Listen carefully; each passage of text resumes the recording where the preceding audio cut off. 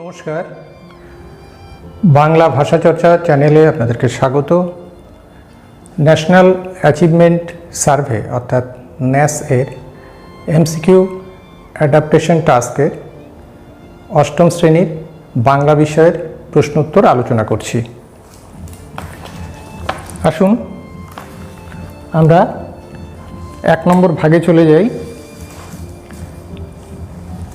এখানে অনুচ্ছেদ দেওয়া আছে, সেই অনুচ্ছেদে বেশিরভাগ প্রশ্নের উত্তর আমরা পেয়ে যাব।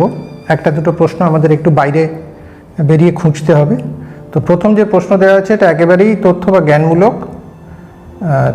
মহর্ষি নামে খ্যাত এক দাগের সি দেবেন্দ্রনাথ ঠাকুর। তাহলে এক দাগ সঠিক বিকল্প হচ্ছে সি। 2 দাগ চিত্তরঞ্জন দাসকে নিয়ে লেখা কবিতাটি জীবনানন্দ তার মাকে পাঠিয়েছিলেন, কারণ এটাও এখানেই লেখা আছে তিনি তার মায়ের মতামত নিতে চেয়েছিলেন। ডি হচ্ছে সঠিক উত্তর। 3 দাগ তার কবিতার বিষয় ভাবনায় যথেষ্ট বৈচিত্র্য ছিল। উদ্ধৃতাংশে যার কথা বলা হয়েছে তিনি হলেন কুসুম কুমারী দেবী। তাহলে 3-এর সঠিক বিকল্প বি। এই যে অনুচ্ছেদটা দেওয়া রয়েছে 1 নম্বর ভাগে, এটা কুসুম কুমারী দেবীকে নিয়েই, ইনি জীবনানন্দ দাশের মা, কবি জীবনানন্দের মা, ইনি নিজেও একজন কবি, তাকে নিয়েই লেখা। 4 দাগ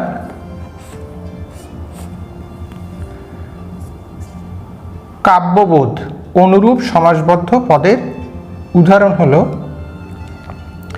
এখন তাহলে কাব্যবোধ কি সমাস এটা আমাদের একটু আলোচনা করে নিতে হয়। কাব্যবোধ বলতে আমরা ঠিক কি বুঝি? কাব্যের বোধ, কাব্য দ্বারা বোধ, কাব্যের উদ্দেশ্যে বা নিমিত্তে বোধ, কাব্যকে বোধ, কাব্য থেকে বোধ না। কাব্যবোধ বললে আমরা সঠিক যে বিষয়টি পাই সেটি হচ্ছে কাব্য সম্পর্কে বোধ, কাব্যের বোধ নয়। কাব্যের বোধ বললে মানেটা দাঁড়ায় যে আসলে কাব্য সম্পর্কিত বোধ, কাব্যের নিজের তো কোনো বোধ নেই, তাই কাব্য সম্পর্কিত বোধ। তাহলে কাব্যবোধ বললে আমরা বুঝবো আসলে কাব্য সম্পর্কিত অথবা বিষয়ক বোধ। এই মধ্যপদটা বাদ দিলে আমাদের সমাসবদ্ধ পদটি তৈরি হবে কাব্যবোধ।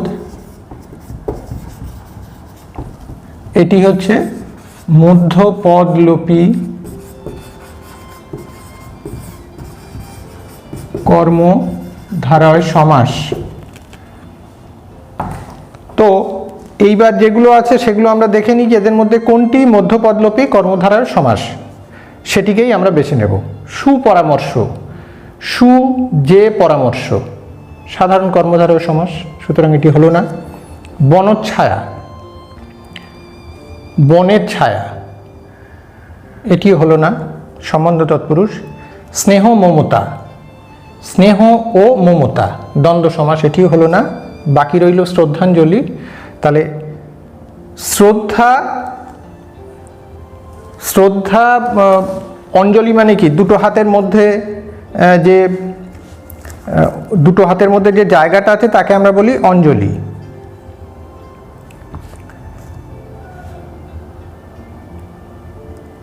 তো এখানে শ্রদ্ধাপূর্ণ অঞ্জলি আমরা বলতে পারি, শ্রদ্ধাপূর্ণ অঞ্জলি।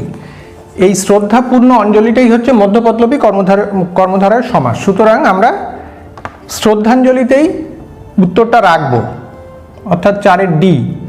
কিন্তু যদি কেউ 4-এর বিতে দেন, মানে যদি কেউ বিতে দেন, তাহলে বনের ছায়া, কাব্যের বোধ এই অর্থে তাকে একেবারে ভুল বলা যাবে না, খুব কাছাকাছি থাকবে, একেবারে ভুল বলা যাবে না। যেমন অন্য দুটো একেবারেই ভুল, সুপরামর্শ বা স্নেহ মমতা। তবে অবশ্যই ডিটা হচ্ছে অনেক বেশি অ্যাপ্রোপ্রিয়েট। ঠিক আছে, 5 দাগে চলে যাই। দেশবন্ধু, এটা নিয়ে কিন্তু কোনো সমস্যা হবে না।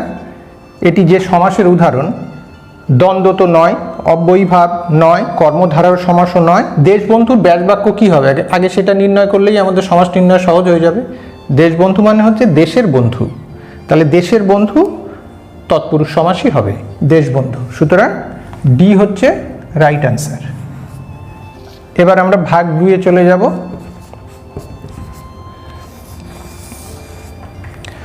ভাগ 2-এ একটা প্যাসেজ দেয়া আছে, সেখানে কিছু ওই পরিবেশ বিষয়ক একজনের স্মৃতিচারণায় ক্রমবর্ধমান পরিবেশ দূষণ এবং বনভূমির যে ধ্বংস সাধন হচ্ছে সেই ব্যাপারটাই ফুটে উঠেছে। তো এখানেও সব তথ্যগত প্রশ্ন প্রথম দিকে, যেমন 6 দাগে আছে লেখকের মনোকষ্টের কারণ। সঠিক উত্তর হবে বি। লেখকের মনোকষ্টের কারণ ক্রম হ্রাসমান গাছপালা ও বাগান। 7-এ সন্ধ্যা থেকে সন্ধে ধ্বনি পরিবর্তনের যে রীতিটি এখানে লক্ষণীয়, এইটা আমাদের একটু আলোচনা করতে হবে। আপাত দৃষ্টিতে সন্ধ্যা থেকে সন্ধে এই ধ্বনি পরিবর্তনটা, যে ধ্বনি পরিবর্তনের রীতি বা নিয়মগুলো আছে তার কোনোটাতেই ফেলা যাচ্ছে না, অন্তত আমরা যদি বানান অনুযায়ী দেখি। কিন্তু আমরা জানি যে ধ্বনি পরিবর্তন বানান নয়, উচ্চারণ অনুযায়ী হয় আর কি, গুরুত্বটা পায়। এখন দেখতে হবে যে সন্ধ্যা আমরা সন্ধ্যা বলি, সন্ধ্যাও বলি না, সন্ধ্যাও বলি না, আমরা বলি সন্ধ্যা। অর্থাৎ আমাদের উচ্চারণে, আমাদের ধ্বনিতে সন্ধ্যা বানানটা এই রকম হবে, সন্ধ্যা। সেখান থেকে আমরা যখন উচ্চারণ করি তখন হয়ে যাবে সন্ধে। এখানে কিন্তু একটা লক্ষণীয় বিষয় আছে, আমরা কিন্তু সন্ধ্যা বলি না, সন্ধেও বলি না, সন্ধ্যা সন্ধে এই দুটোর একটাও বলি না।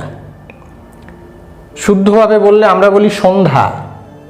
খুব কম আছেন যারা সন্ধ্যা বলেন, কিন্তু সন্ধ্যা কেউ বলেন না, বাংলায় এই উচ্চারণটা চলে না। বানান অনুযায়ী সঠিক উচ্চারণ হচ্ছে সন্ধ্যা, সন্ধ্যা, কিন্তু বাঙালির উচ্চারণে কিন্তু সন্ধ্যা।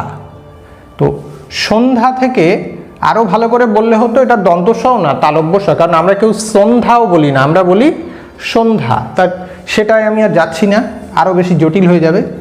আমরা একটা জিনিস জেনেছি যে আমাদের উচ্চারণ অনুযায়ী জিভের অগ্রভাগ বা পশ্চাৎভাগে কোন কোন ধ্বনি, কোন কোন স্বরধ্বনি উচ্চারিত হয় সেগুলো আমরা আগে খুঁজে নিই। আমরা যদি এইভাবে তাকাই, এদিকটাকে যদি সম্মুখ ধরি, এদিকটাকে যদি সম্মুখ ধরি, আমি ছোট্ট একটা মানুষের অবয়ব এঁকে ফেলতে পারি। এই ধরুন একটা মানুষ, এই তার জিভের অগ্রভাগটাকে আমি দেখাচ্ছি এইভাবে, ই, এ, আ, অ, ও, উ।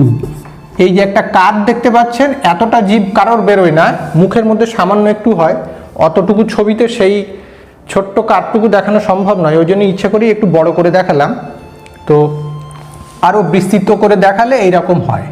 আমরা খুব বেশি আলোচনায় যেতে পারছি না, সময় বেশি হয়ে যাবে। তো আমরা জানি এটা হচ্ছে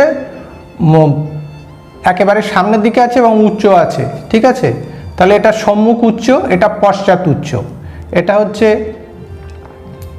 উচ্চ মধ্য সম্মুখের, এটা হচ্ছে উচ্চ মধ্য পশ্চাতের, এটা হচ্ছে নিম্ন মধ্য সম্মুখের, এটা নিম্ন মধ্য পশ্চাতের, আর এটা হচ্ছে নিম্ন এবং মধ্য, নিম্ন মধ্য নয়, নিম্ন এবং মধ্য, মানে মাঝখানে আছে এবং নিচে আছে।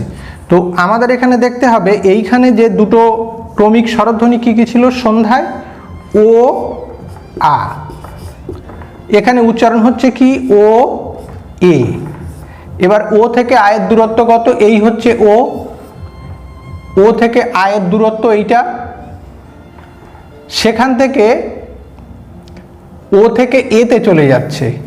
তো এক্ষেত্রে খুব একটা তো কাছাকাছি হলো না। আমরা জানি স্বর সংগতির ক্ষেত্রে উচ্চারণের সুবিধার জন্য, জিভের নড়াচড়া কমানোর জন্য আমরা সাধারণত উচ্চারণটাকে একটু পাল্টিয়ে নিই যাতে জিভের নড়াচড়া কম হয়, অর্থাৎ কাছাকাছি ধ্বনিতে চলে যাই। পূজা থেকে পুজো, পূজা থেকে পুজো, এই উ আ থেকে উ ও অনেকটা মানে কাছাকাছি চলে যাচ্ছে পরিশ্রম কমানোর জন্য। কিন্তু এক্ষেত্রে তো সেরকম কিছু হচ্ছে না, তাহলে এটাকে কি বলবো? এক্ষেত্রেও একটু সঙ্গতি হচ্ছে। কীরকম?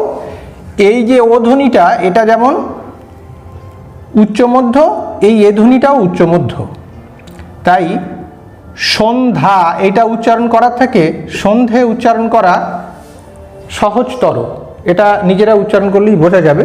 তাই এও এক ধরনের সঙ্গতি। তাই শেষ অবধি এটা যে ধ্বনি পরিবর্তনের উদাহরণ হচ্ছে সেটি হলো স্বরসঙ্গতি, এক ধরনের স্বরসঙ্গতি। তাহলে সঠিক উত্তর বি।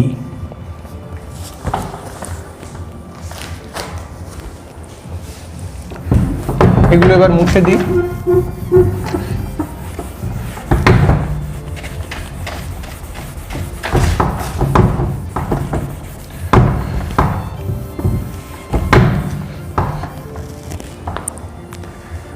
এবারে আমরা চলে যাব 8 দাগে। এটা তথ্যমূলক প্রশ্ন, প্যারাগ্রাফের মধ্যেই আছে। এটা আমার পক্ষীবিদ্যার ভাঁড়ারের সর্বপ্রথম আর সর্বোত্তম স্মৃতির একটি। স্মৃতিটি হলো ভোরবেলায় দোয়েলের ডাক। তো সঠিক উত্তর বি।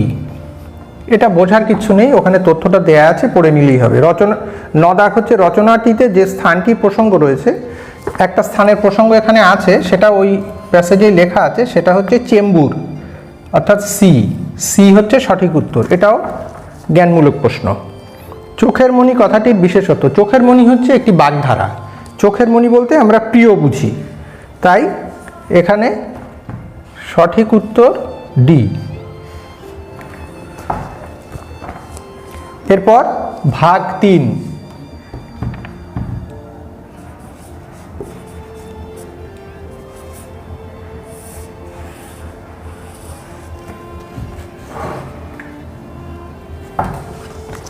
নম্বর ভাগে একটা প্যাসেজ দেয়া আছে, সেটা বাঁকুড়া জেলার একটা মানে পটচিত্র টাইপের একটা জিনিস, ওই ধরনেরই।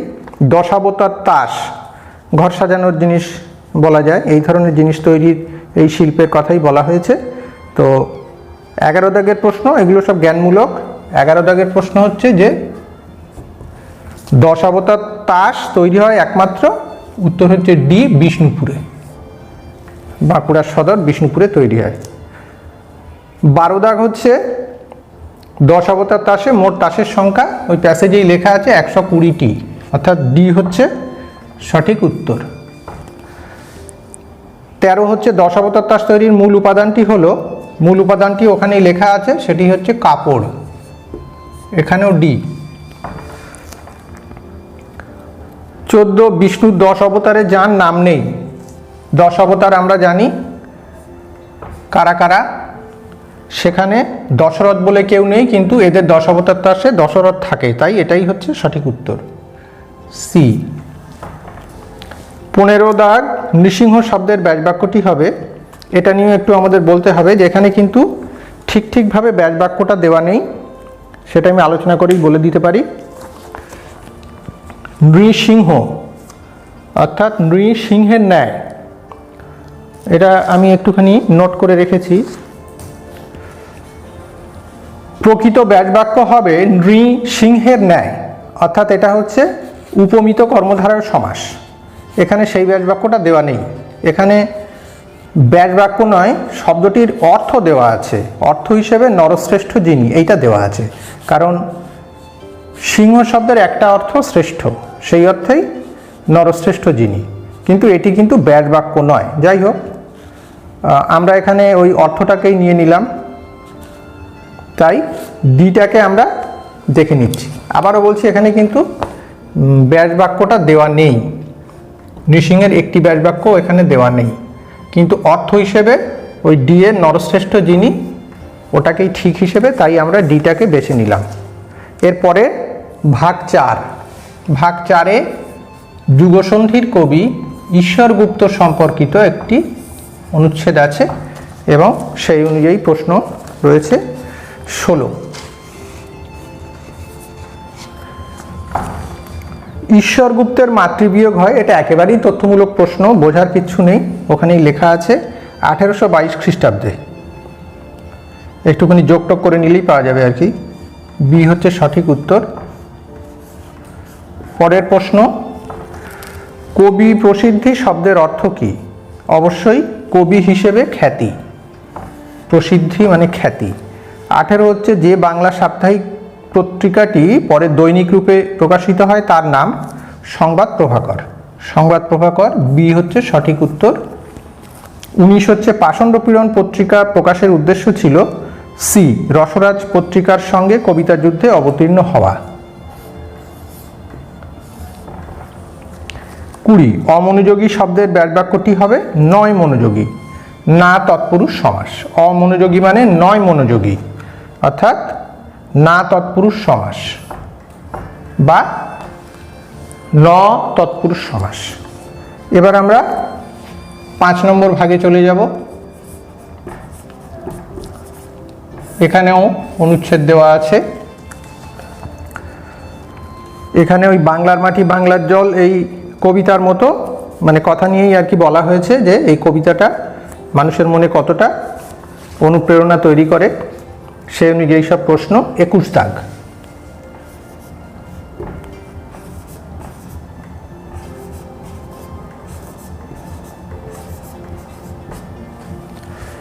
দাগে বলা হচ্ছে বাংলার মাটি বাংলার জল গানটি লিখেছেন, আমরা জানি, সবাই জানি এটা রবীন্দ্রনাথ ঠাকুর লিখেছেন, ওখানে লেখাও আছে। 22 হচ্ছে পণ্ডিত রবিশঙ্কর, উনি কি জন্য বিখ্যাত না উনি একজন প্রখ্যাত সেতার বাদক। তো বি হচ্ছে সঠিক উত্তর, পৃথিবী বিখ্যাত সেতার বাদক। নিচের যে পদটি অব্যয় পদ নয়, এখানে যে 4টি দেওয়া আছে যেন কিন্তু এর দুটোই অব্যয় পদ। সঙ্গে যে পদটি দেওয়া আছে সঙ্গে কিন্তু অব্যয় হয়, ক্রিয়া বিশেষণ হয়, আর যার বলে যে পদটি দেওয়া রয়েছে ওটা সর্বনাম হবে। সুতরাং এক্ষেত্রে সঠিক উত্তর হবে সি যার। 24 অশ্রু শব্দের বিশেষণের রূপ, মানে অশ্রু হচ্ছে বিশেষ্য, এবার অশ্রু শব্দের বিশেষণ রূপ হবে শাস্ত্রু, মানে অশ্রুর সহিত বর্তমান, অশ্রু সমেত, অশ্রু সহ, অশ্রু ভেজা। সুতরাং 24 সি হচ্ছে সঠিক উত্তর। প্রশংসা শব্দে যে সমার্থক শব্দটি পাঠে রয়েছে, মানে এইখানে যে প্যাসেজ আছে এখানে স্তব বলে একটা শব্দ আছে, স্তব শব্দের অর্থ হচ্ছে প্রশংসা, তাহলে সঠিক উত্তর বি স্তব। এরপরে আমরা চলে যাব ভাগ 6 এবং এটি শেষ ভাগ। ভাগ 6-এ আমরা দেখতে পাচ্ছি কোনো প্যাসেজ নয়, এখানে একটি সরকারি প্রকল্প দেওয়া আছে, কন্যাশ্রী প্রকল্প, আমরা সকলেই কম বেশি জানি এটা সম্পর্কে। সেই অনুযায়ী এখান থেকে যে প্রশ্নগুলো এসছে সবকটাই তথ্যমূলক, কোনো বোঝার ব্যাপার নেই, জাস্ট এই নোটিশটি দেখলেই এখান থেকে সমস্ত কিছু পাওয়া যাবে। আমি একে একে উত্তরগুলো বলে দিচ্ছি।